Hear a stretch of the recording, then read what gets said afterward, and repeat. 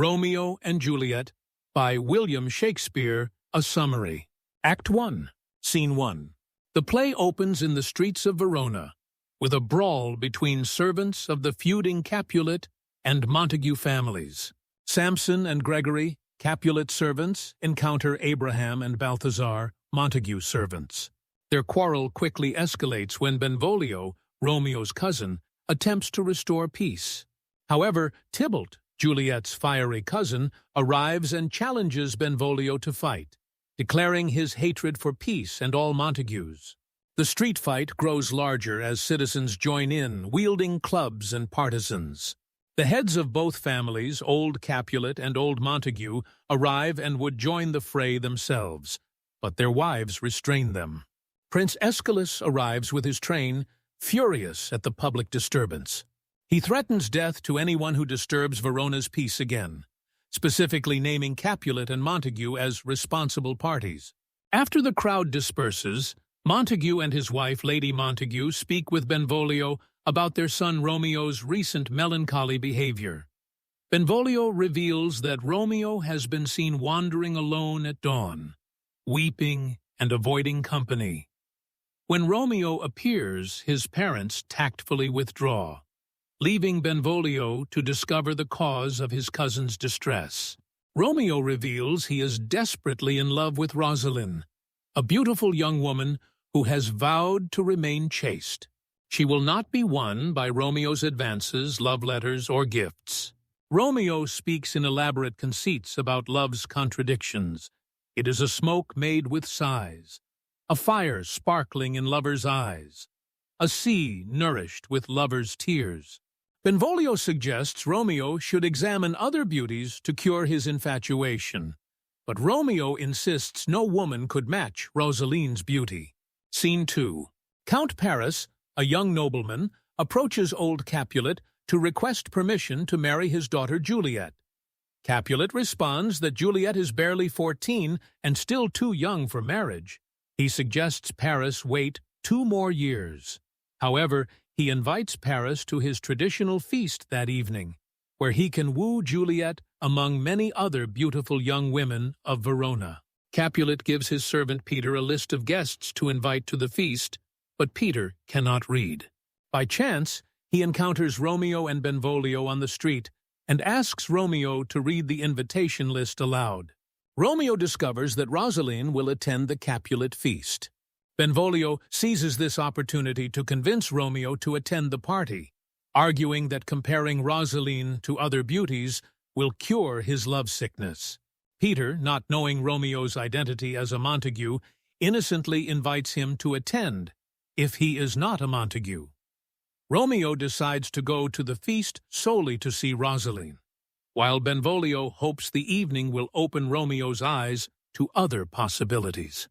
Scene 3. In the Capulet house, Lady Capulet seeks her daughter Juliet to discuss marriage. She calls for the nurse, Juliet's devoted caregiver since infancy, who has been like a mother to the girl.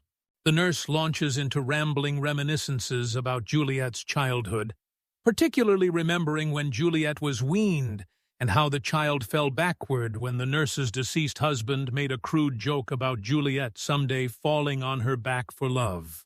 Lady Capulet, frequently interrupted by the nurse's bawdy humor and repetitive stories, attempts to present the idea of marrying Count Paris. She describes Paris in elaborate metaphors as a beautiful book needing only a fair cover, comparing marriage to binding that would make Juliet more beautiful. The nurse enthusiastically endorses Paris, calling him a man of wax, meaning perfect as a wax figure. Juliet responds dutifully that she will consider Paris favorably, but promises nothing more than to look at him with intent to like him, if looking leads to liking. A servant announces that the feast is ready and guests have arrived, so the 3 women hurry to join the celebration. Scene 4. Outside the Capulet house, Romeo, Benvolio, and their friend Mercutio prepare to enter the feast as maskers, uninvited guests wearing masks, which was a customary practice. Romeo remains melancholy about his unrequited love for Rosalind, and expresses reluctance to dance or participate in the festivities. He claims to be too heavy-hearted for merriment and would prefer to carry a torch rather than dance. Mercutio mocks Romeo's lovesick behavior and launches into his famous Queen Mab speech when Romeo mentions a dream he had. Mercutio describes Queen Mab as the fairy's midwife, who gallops through lovers' brains at night, bringing dreams. She rides in a wagon made of an empty hazelnut, with spokes of spiders' legs and a cover of grasshoppers' wings. Queen Mab delivers dreams appropriate to each dreamer. Lovers dream of love, lawyers of fees, ladies of kisses, soldiers of cutting foreign throats. Mercutio's speech grows increasingly fantastical and somewhat dark as he describes how Queen Mab tangles horses' manes and causes blisters when she's angry. Romeo interrupts, saying Mercutio talks of nothing, to which Mercutio agrees. Dreams are the children of an idle brain, born of nothing but vain fantasy. Despite Romeo's premonitions that the night will set in motion events leading to his untimely death, the young men proceed to the Capulet feast, with Romeo resigned to let fate take its course. Scene 5. The Capulet feast is in full swing with music, dancing, and celebration.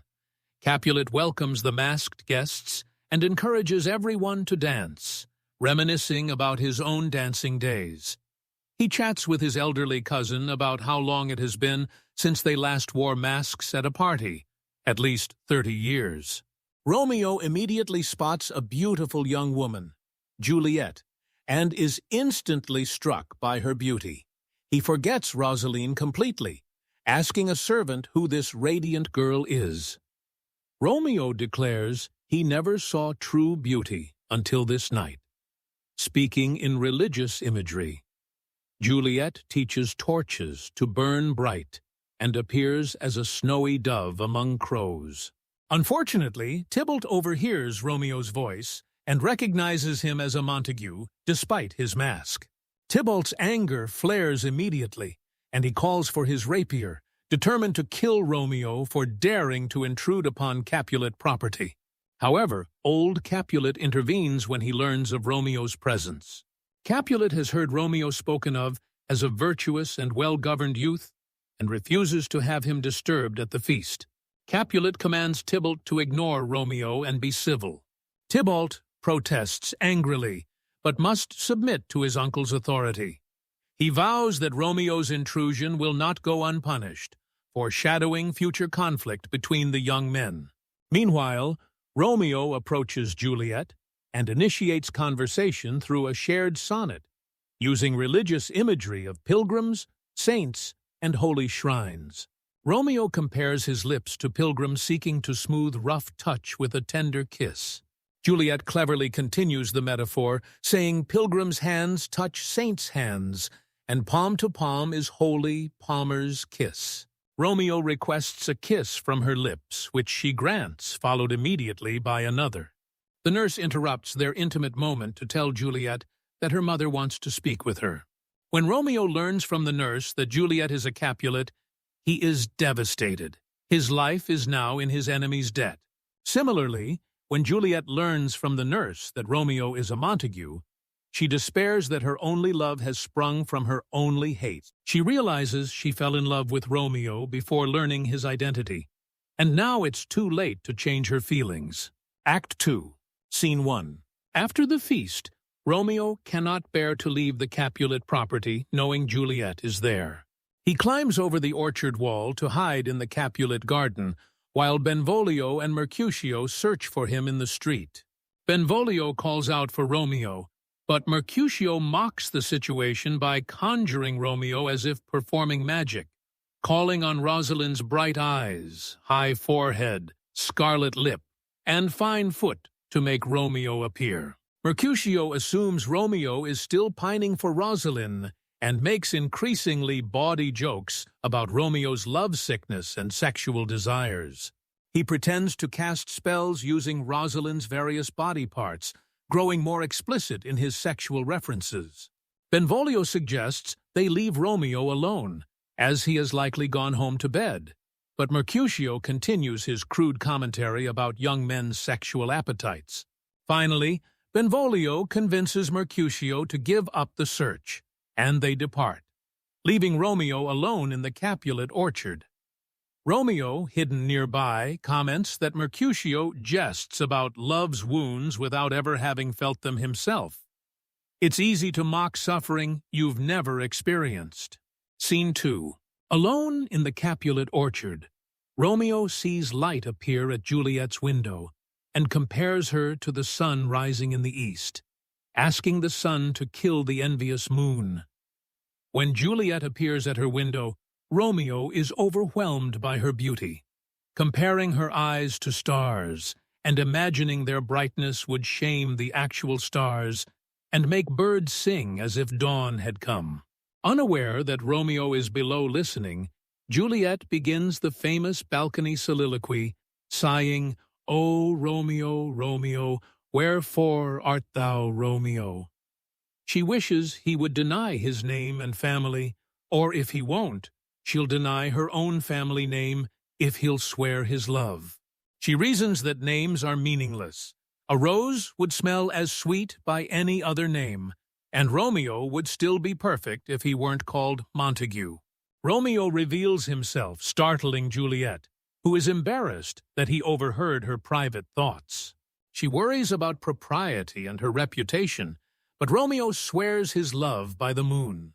Juliet stops him from swearing by the inconstant moon, which changes monthly, fearing such an oath would make his love similarly variable. She wishes he would swear by himself instead. Juliet confesses her love honestly, admitting she should have been more reserved and played hard to get, but since Romeo overheard her true feelings, she won't pretend coyness. She asks if he truly loves her, and when he begins to swear, she stops him again, saying she'll take him at his word because she already loves him. The nurse calls from within, and Juliet repeatedly leaves and returns to the window. She tells Romeo that if his love is honorable and his purpose, marriage, he should send word tomorrow through a messenger she'll arrange. She'll tell him where and when they can be married, and she'll follow him anywhere as his wife. Romeo is ecstatic at the prospect of marriage. They exchange more vows of love, with Juliet comparing her love to lightning, quick and bright, but gone too soon. She wishes she could take back what she's given Romeo so she could give it again because her love is as boundless as the sea and as deep. Before parting, they arrange the details for tomorrow's message. Juliet will send a messenger at 9 o'clock, and Romeo must tell this person where and when they can be married. If Romeo's intentions aren't honorable marriage, she begs him to leave her alone with her grief. After multiple false farewells, each thinking they hear the other calling back, the lovers finally part near dawn, with Romeo heading to see his spiritual advisor, Friar Lawrence. Scene 3. At dawn, Friar Lawrence is in his cell, gathering herbs and plants for medicines and potions. He philosophizes about the dual nature of plants, how they can be both medicinal and poisonous, depending on their use. He notes that nothing on earth is purely good or purely bad. Virtue can become vice through misuse, and vice sometimes performs virtuous actions. Romeo arrives and greets the friar, who immediately notices that Romeo has been awake all night. The friar assumes Romeo's sleeplessness stems from anxiety about Rosaline, but Romeo corrects him, explaining he has forgotten Rosaline entirely. Romeo reveals he was at the Capulet feast, where he fell in love with Juliet and was loved in return. He asks Friar Lawrence to marry them today. Friar Lawrence is astounded by Romeo's sudden change of heart, chiding him for the fickleness of young men's love. He points out that Romeo was recently weeping over Rosaline, claiming no woman could match her beauty, and now he's completely forgotten her for another. The friar observes that Romeo's love lives in his eyes, not his heart, always attracted to the next beautiful face. However, after considering the situation, Friar Lawrence agrees to perform the marriage ceremony. His motivation isn't entirely romantic. He hopes that uniting a Montague and Capulet in marriage might help end the ancient feud between the families. He sees this secret wedding as potentially bringing peace to Verona. The friar warns Romeo to love moderately, as violent delights often have violent ends and consume themselves in their own intensity, like fire and powder that destroy each other when they meet. He counsels that slow and steady love lasts longer than hasty passion. Scene 4. Later that morning, Benvolio and Mercutio walk through Verona's streets looking for Romeo, who never came home. Benvolio reports that Tybalt has sent a letter to Romeo's house, presumably a challenge to a duel for Romeo's intrusion at the Capulet feast. Mercutio launches into a satirical description of Tybalt as a precise, fashionable duelist who fights by the book, using terms from fencing manuals. He mocks Tybalt as the Prince of Cats, referring to Tybalt in fairy tales, and criticizes the new fashion of affected foreign fighting styles compared to traditional English swordplay. Romeo joins them in excellent spirits, his depression completely lifted by his love for Juliet and plans for marriage. Mercutio immediately notices the change, commenting that now Romeo is sociable again and acting like himself. Romeo and Mercutio engage in rapid-fire wordplay and puns, trying to outdo each other with witty exchanges. Juliet's nurse arrives with her servant Peter, seeking Romeo to deliver Juliet's message. The nurse is dressed ostentatiously, and Mercutio can't resist making fun of her appearance and demeanor. He flirts outrageously with the nurse, singing bawdy songs and making sexual innuendos until Romeo sends him and Benvolio away. Alone with the nurse, Romeo arranges the marriage details. He instructs her to tell Juliet to come to Friar Lawrence's cell that afternoon under pretense of going to confession, where they will be married. Romeo also arranges for a rope ladder that the nurse will pick up from Romeo's servant, which Romeo will use to climb to Juliet's window for their wedding night. Romeo gives the nurse money for her trouble, which she initially refuses but eventually accepts. Before leaving, she warns Romeo that if he's leading Juliet on, it would be a terrible thing to do to any woman, especially one as young and trusting as Juliet. Scene 5. Back at the Capulet house, Juliet anxiously awaits the nurse's return with news from Romeo. Juliet sent the nurse at 9 o'clock, and it's now noon. She impatiently calculates that the nurse could have made the journey 3 times over in this time. Juliet wishes love could give the nurse young, swift thoughts and movement. When the nurse finally returns, Juliet is desperate for information, but the nurse deliberately delays sharing the news. She complains about being tired, out of breath, and having aches and pains. Despite Juliet's urgent questions, the nurse rambles about irrelevant details and refuses to get to the point. The nurse's delaying tactics frustrate Juliet immensely. She begs for the news about Romeo, but the nurse continues stalling, asking about lunch and complaining about her headache. Finally, the nurse asks if Juliet has permission to go to confession today, and when Juliet confirms she does, the nurse reveals Romeo's plan. Juliet learns she should go to Friar Lawrence's cell, where Romeo waits to marry her. The nurse also mentions the rope ladder arrangement for Romeo to consummate their marriage that night. Despite the nurse's final warnings about men's untrustworthiness, Juliet is overjoyed and rushes off to meet Romeo. Scene 6. At Friar Lawrence's cell, Romeo waits excitedly for Juliet's arrival. The friar counsels Romeo that moderate joys last longer and warns against violent delights that end violently. He uses the metaphor of honey being too sweet and becoming loathsome through excess. Romeo declares that no future sorrow can outweigh the joy of one moment with Juliet. He would welcome death after marrying her, as long as he can call her his. The friar gently chides this attitude, saying such violent loves often end in violent deaths. Juliet arrives, and the lovers greet each other with passionate declarations of love.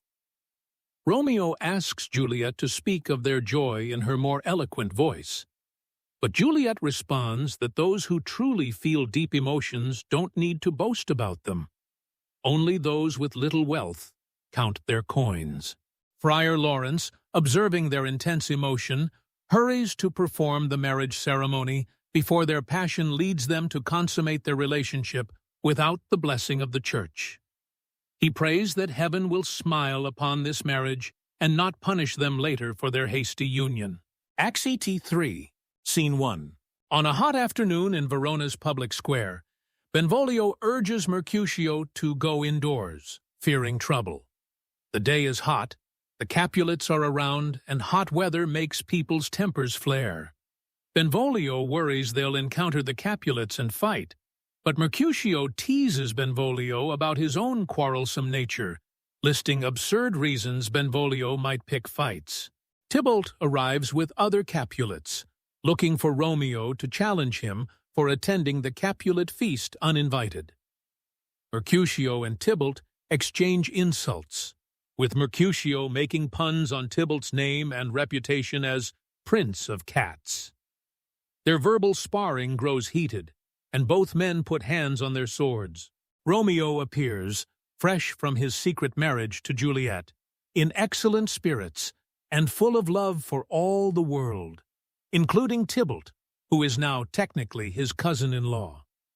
When Tybalt calls Romeo a villain and challenges him to draw his sword, Romeo responds with gentle words, saying he loves Tybalt and has reason to excuse the rage behind his greeting. Romeo's refusal to fight and his gentle words puzzle everyone present. Tybalt doesn't understand Romeo's change in attitude, and Mercutio is disgusted by what he sees as dishonorable submission to Tybalt's insults. Mercutio draws his sword to defend Romeo's honor, declaring that if Romeo won't fight, he will. Romeo tries to prevent the fight by coming between the two men, but this interference allows Tybalt to fatally wound Mercutio under Romeo's arm. Tybalt immediately flees with his followers after striking the blow. Mortally wounded, Mercutio maintains his wit even while dying, making puns on his injury. "Ask for me tomorrow, and you shall find me a grave man." He curses both the Montague and Capulet houses for their senseless feud, crying, "A plague on both your houses," 3 times before dying. Benvolio reports that Mercutio is dead. Romeo is horrified, realizing that his love has made him soft and cost his friend's life. His gentle mercy has led to Mercutio's death, and Juliet's beauty has made him effeminate and weak. When Tybalt returns, Romeo's attitude has completely changed. He challenges Tybalt immediately, declaring that either he or Tybalt must die to accompany Mercutio's soul. Romeo and Tybalt fight fiercely. Romeo kills Tybalt, then immediately realizes the magnitude of what he's done. Benvolio urges Romeo to flee before the prince arrives, as the penalty for murder is death. Romeo despairs that he is fortune's fool, a plaything of fate, and flees just as citizens and the prince arrive. Benvolio explains the sequence of events to Prince Escalus, Lady Capulet, and Montague. Lady Capulet, grieving for Tybalt, demands Romeo's death and accuses Benvolio of lying to protect his kinsman. However, Benvolio's account is truthful. Tybalt killed Mercutio, and Romeo killed Tybalt in retaliation. Prince Escalus, who has lost his kinsman Mercutio to this feud, banishes Romeo from Verona immediately. If Romeo is found within the city walls, he will be executed. The prince blames himself for being too merciful before, allowing the feud to continue until it claimed his own relative's life. Scene 2. In the Capulet orchard, Juliet eagerly awaits nightfall and Romeo's arrival for their wedding night. She speaks the beautiful "Gallop apace, you fiery-footed steeds" soliloquy, calling on the sun's horses to hurry toward sunset, so night will come and bring Romeo to her arms. Juliet anticipates losing her virginity with a mixture of excitement and nervousness, asking night to teach her how to lose the game of love while winning Romeo's heart. She imagines Romeo cut out in little stars after death, making the heavens so beautiful that the world will fall in love with night. The nurse enters in distress, carrying the rope ladder and weeping. Juliet immediately fears Romeo is dead, especially when the nurse laments, "He's dead, he's dead," and calls him the best friend she ever had. The nurse's confused report makes Juliet think Romeo has killed himself. When the nurse finally clarifies that Tybalt is dead and Romeo killed him, Juliet experiences conflicting emotions. Initially, she calls Romeo beautiful on the outside but containing the heart of a fiend, a serpent hiding in a flowering face. She wonders how such evil could inhabit such a perfect form. However, when the nurse agrees and curses Romeo, Juliet immediately defends her husband.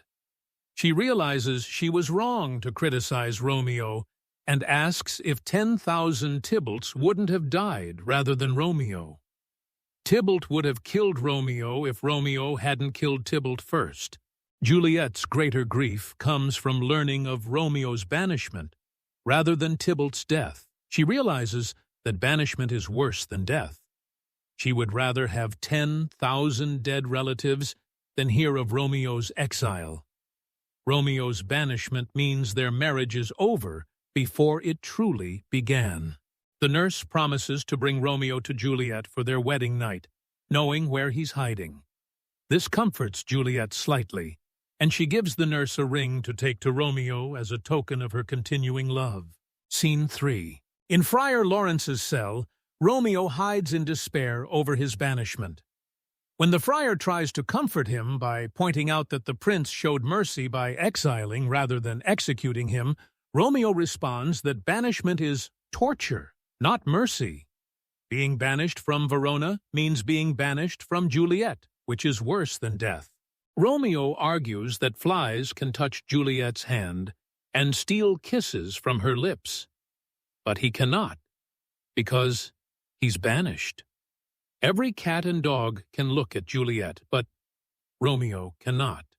He begs the friar not to speak of comfort when there is no comfort possible. The friar chides Romeo for his ingratitude and lack of philosophy. He lists Romeo's blessings. Juliet lives and loves him. Tybalt would have killed him, but Romeo killed Tybalt instead, and the law that threatened death was commuted to exile. The friar says Romeo should be happy, but Romeo insists that philosophy cannot help a broken heart. When someone knocks at the door, Romeo hides, fearing it's someone coming to arrest him. The nurse enters, reporting that Juliet is in the same desperate state as Romeo, weeping, falling on her bed, crying out for Tybalt, and then for Romeo. When the nurse mentions Juliet's grief, Romeo draws a dagger to kill himself, feeling responsible for causing Juliet pain. Friar Lawrence stops Romeo from committing suicide and delivers a stern lecture about Romeo's behavior. The friar points out that Romeo is acting like a woman with his tears, like a beast with his unreasonable actions, and shaming both his love and his shape by wanting to kill himself. He reminds Romeo that killing himself would damn his soul and kill Juliet with grief. The friar proposes a plan. Romeo should go to Juliet for their wedding night, but leave for Mantua before dawn. Meanwhile, the friar will work to make their marriage public, reconcile their families, and ask the prince for a pardon so Romeo can return with joy rather than stealing away in shame. Romeo is comforted by this plan, and the nurse gives him Juliet's ring, which revives his spirits considerably. The friar warns Romeo to leave Juliet's chamber before dawn and go to Mantua, where he'll wait while the friar works on his behalf. Scene 4. Late that night in the Capulet house, Capulet speaks with Count Paris about the day's tragic events. Capulet explains that the family has had no time to persuade Juliet to think of marriage due to Tybalt's death. They've been too busy with mourning and preparations for the funeral. Paris offers to leave, understanding that this is not an appropriate time for courtship. However, Capulet makes a sudden decision. He believes Juliet will be guided by his choice, and he promises Paris that Juliet will marry him. Capulet is confident of Juliet's obedience and sees the marriage as beneficial. Capulet decides the wedding should take place on Thursday, just 3 days away. He initially considers Wednesday, but decides they need more time to prepare, especially since a large celebration might seem inappropriate so soon after Tybalt's death. A quiet ceremony with a few friends would be more suitable. Lady Capulet is instructed to inform Juliet of the wedding plans before she goes to bed. Capulet is excited about the arrangement and begins planning the modest ceremony. None of them knows about Juliet's secret marriage to Romeo, or that Romeo is, at this very moment, with Juliet. Scene 5. At dawn in Juliet's chamber, the secret newlyweds must part after their wedding night. Juliet tries to convince Romeo that the bird they hear singing is a nightingale, not the lark, meaning night continues and he doesn't need to leave. She argues that the light coming through the window is not daylight, but a meteor sent by the sun to light Romeo's way to Mantua. Romeo initially agrees to stay, saying he's content to remain if Juliet wishes it, even if it means death. However, Juliet realizes the danger and urges him to leave quickly. They exchange final vows of love, with Romeo promising they will meet again in better circumstances. After Romeo climbs down from the window, Juliet has an ominous vision, seeing Romeo in the tomb as if he were dead. Romeo dismisses her fears as products of sorrow, which makes everything appear pale and strange. Lady Capulet enters Juliet's chamber, finding her daughter weeping. Assuming Juliet grieves for Tybalt, Lady Capulet comforts her, but then expresses anger that Romeo lives while Tybalt is dead. She promises to send someone to Mantua to poison Romeo, not knowing she speaks to Romeo's wife. Juliet responds with careful double meanings, appearing to agree with her mother's desire for revenge against Romeo, while actually expressing her love for him. When Lady Capulet suggests Juliet has wept enough for Tybalt, Juliet agrees, but says she cannot help continuing to weep for such a loss, meaning Romeo's departure rather than Tybalt's death. Lady Capulet then delivers what she believes is good news. To cheer Juliet from her grief, Capulet has arranged her marriage to Count Paris on Thursday. Juliet is horrified and refuses absolutely, saying she would rather marry Romeo, her enemy, from her mother's perspective, than Paris. Capulet enters in good humor, expecting gratitude for arranging such an advantageous marriage. When Lady Capulet reports Juliet's refusal, Capulet's mood changes dramatically. He flies into a violent rage, calling Juliet disobedient and ungrateful. He threatens to drag her to the church himself and disown her if she refuses to marry Paris. Juliet kneels and begs her father to listen, but he continues his furious tirade, calling her names and threatening violence. Lady Capulet refuses to intercede, saying Juliet has made her choice. Even the nurse, who has always supported Juliet, advises her to marry Paris, arguing that Romeo is banished and as good as dead to her. Alone after her family abandons her, Juliet realizes she has no one to turn to except Friar Lawrence. She decides to visit the friar for advice, with suicide as her alternative if he cannot help her avoid the marriage to Paris. Act 4, Scene 1. At Friar Lawrence's cell, Count Paris discusses wedding arrangements with the friar. Paris explains that Capulet wants the marriage to take place quickly to help Juliet overcome her grief for Tybalt. The friar is uncomfortable with the hasty timeline, commenting that he doesn't like such rushed proceedings. Juliet arrives and Paris greets her as his wife, which she deflects with clever wordplay. When Paris speaks of their upcoming Thursday wedding, Juliet responds ambiguously, neither confirming nor denying it. Paris attempts to be romantic, saying he's sure Juliet's face shows the tears she's shed for Tybalt, but Juliet corrects him that her face shows the damage caused by tears, not the cause of them. After Paris leaves, Juliet desperately tells Friar Lawrence she needs immediate help, or she'll kill herself. She draws a knife, declaring she'll use it on herself if the friar cannot provide a solution that will keep her from becoming a bigamist by marrying Paris while already married to Romeo. Friar Lawrence, seeing Juliet's desperate determination, proposes a dangerous plan. He gives her a potion that will make her appear dead for 42 hours. Her pulse will stop, her body will become cold and stiff, and she'll appear lifeless.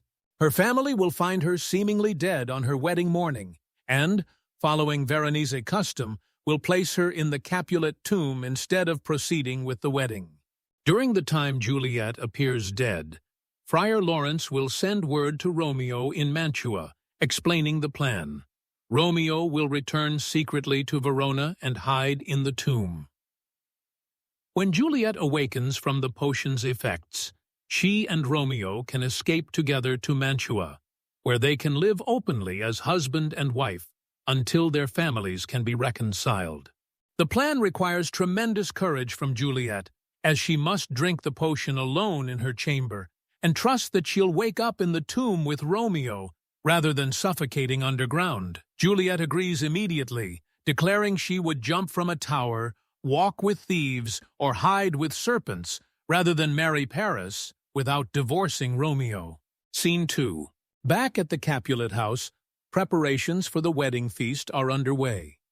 Capulet has hired 20 cunning cooks and busily makes arrangements with servants.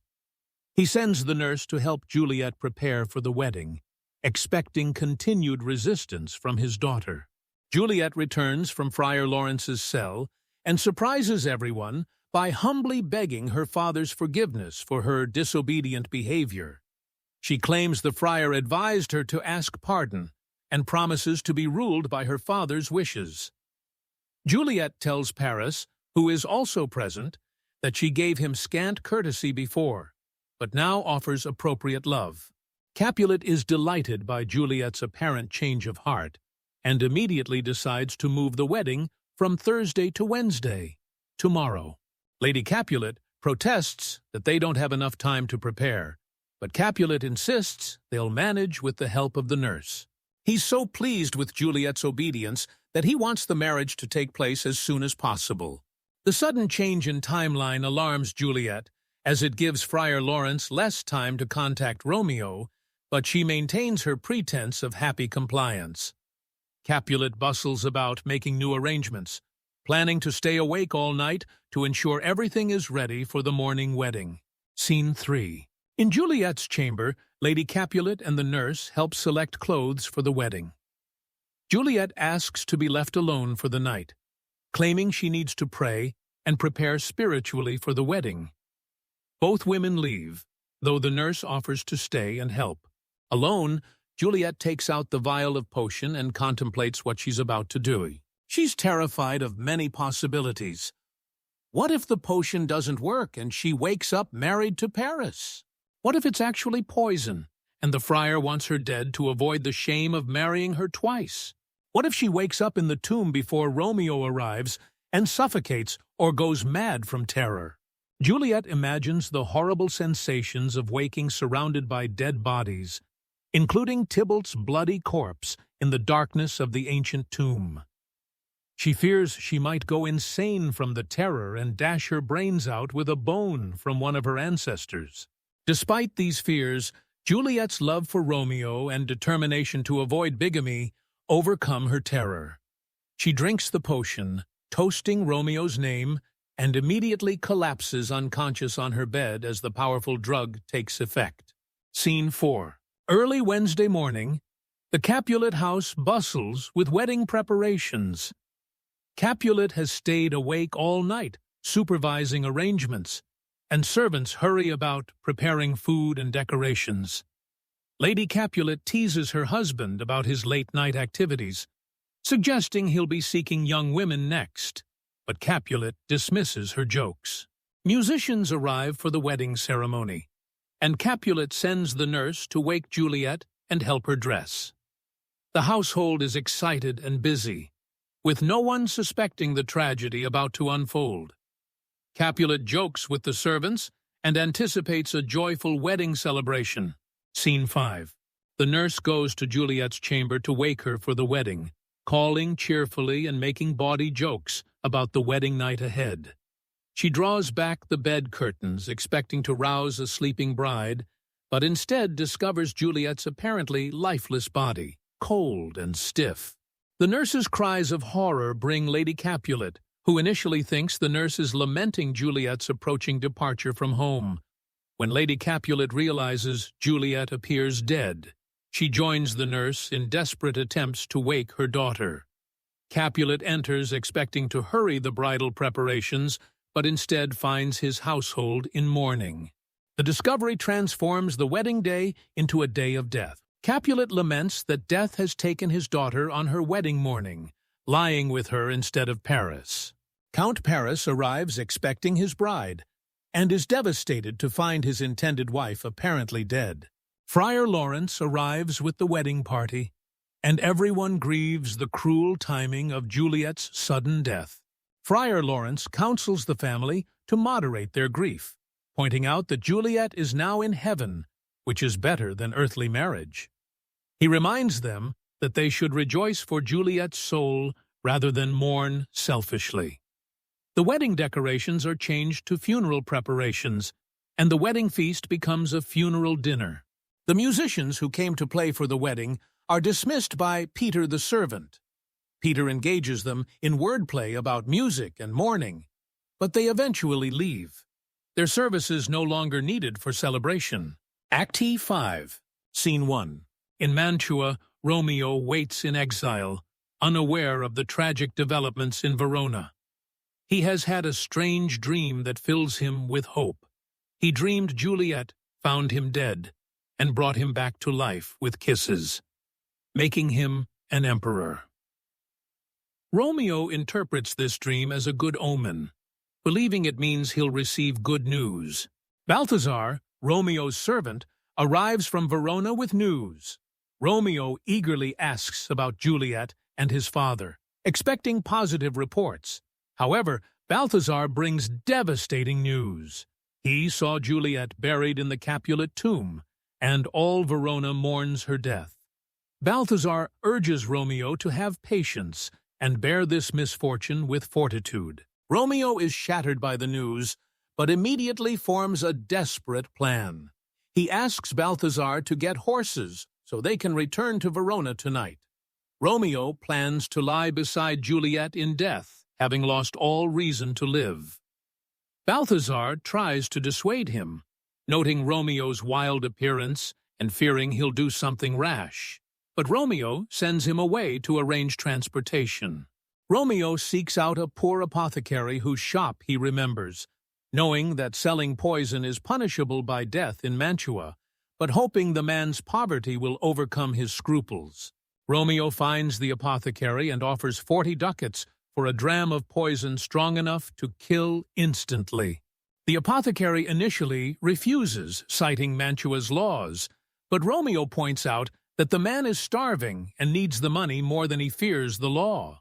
The apothecary reluctantly sells Romeo the poison, warning that it's so strong it would kill 20 men. Romeo pays him, commenting that the apothecary sells poison, but gold is a more deadly poison to men's souls, causing more murders than the drugs the man dispenses. Romeo heads back to Verona with the poison, planning to drink it beside Juliet's body. Scene 2. Meanwhile, Friar Lawrence discovers that his crucial letter never reached Romeo. Friar John, whom Lawrence sent to Mantua, returns with the undelivered message. Friar John explains that he was quarantined in a house suspected of plague and could not travel to Mantua or send the letter by another messenger. Friar Lawrence is horrified, realizing that Romeo doesn't know Juliet is alive and will soon wake in the tomb alone. The friar sends Friar John to get a crowbar, while he goes to the Capulet tomb himself. He plans to hide Juliet in his cell until Romeo can return. Then write again to Romeo explaining what happened. The friar realizes the terrible timing. Juliet will wake within 3 hours, and she'll be furious with him for Romeo's absence if she awakens alone in the tomb with dead bodies. The failed communication sets up the tragic final act of the play. Scene 3. In the Capulet tomb, Count Paris arrives with flowers to mourn Juliet privately. He scatters flowers on her tomb and promises to perform this ritual nightly. His page keeps watch and whistles to warn Paris when someone approaches. Romeo and Balthazar arrive at the tomb with tools to break in. Romeo tells Balthazar to deliver a letter to Montague in the morning and threatens to kill him if he returns to spy on Romeo's actions. Romeo claims he wants to see Juliet's face and remove a precious ring from her finger. But his real intention is to die beside her. Balthazar pretends to leave but hides nearby, worried about Romeo's desperate demeanor. Romeo forces open the tomb door and enters the burial vault. Paris sees Romeo and assumes he's come to desecrate the tomb in revenge against the Capulets. Paris attempts to arrest Romeo as a criminal. Romeo pleads with Paris to leave him alone, warning that he's desperate and dangerous. Romeo doesn't want to commit another sin by killing Paris, but Paris insists on fighting.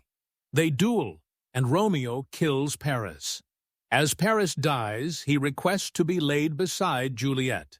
Romeo, recognizing Paris and remembering he was supposed to marry Juliet, grants this final wish. Alone with Juliet's body, Romeo speaks his final soliloquy. He's amazed by Juliet's lifelike appearance. Her cheeks and lips still seem to have color, making death appear beautiful. Romeo doesn't realize these are signs that Juliet is alive, not dead. He speaks to Tybalt's body, asking forgiveness and promising that the hand that killed him will soon join him in death. Romeo takes a final look at Juliet, calling her his wife, and drinks the poison after a final kiss. The poison works instantly, and Romeo dies just as Friar Lawrence arrives at the tomb. The friar finds the tomb bloody, with the bodies of Paris and Romeo, and Juliet begins to stir and wake. Juliet asks for Romeo, and the horrified friar explains what has happened. He urges Juliet to come with him immediately, as he hears the watch approaching, and they'll both be in danger if found with the bodies. Juliet refuses to leave Romeo and sees the empty poison cup in his hand. She tries to drink the remaining drops but finds none left. She kisses Romeo's lips, hoping some poison lingers there to kill her too, but it doesn't work. Hearing the watch getting closer, Juliet takes Romeo's dagger and stabs herself, dying beside her husband. The prince arrives with the Montagues and Capulets, summoned by reports of violence at the tomb. Friar Lawrence explains the entire story: the secret marriage, the plan with the potion, the failed message to Romeo, and the tragic misunderstanding that led to both young people's deaths. The prince delivers the final judgment, noting that heaven has punished the feuding families by killing their children. Capulet and Montague, seeing their children dead as a result of their ancient hatred, finally reconcile and promise to end their feud. They agree to erect golden statues of Romeo and Juliet as monuments to their love and the cost of family hatred. The play ends with the prince's famous words about the tragic tale of the star-crossed lovers, acknowledging that their story of woe has no parallel. The deaths of Romeo and Juliet finally bring peace to Verona, but at a terrible cost that could have been avoided if the families had reconciled earlier. The tragedy demonstrates how hatred and feuding destroy innocent love, how miscommunication and hasty actions can have fatal consequences, and how the sins of one generation can destroy the next. Romeo and Juliet's love was pure and genuine, but the toxic environment of family hatred made their happiness impossible and their deaths inevitable. Their story serves as both a celebration of passionate young love and a warning about the destructive power of hatred and the importance of communication and understanding between generations and families. The play suggests that while love is powerful and beautiful, it cannot overcome all obstacles, especially when society itself is corrupted by violence and ancient grievances. The final reconciliation of the families comes too late to save Romeo and Juliet, but their deaths serve as a sacrifice that finally ends the cycle of violence in Verona. Their love story becomes a legend that will outlast their lives, teaching future generations about both the glory and the tragedy of human passion.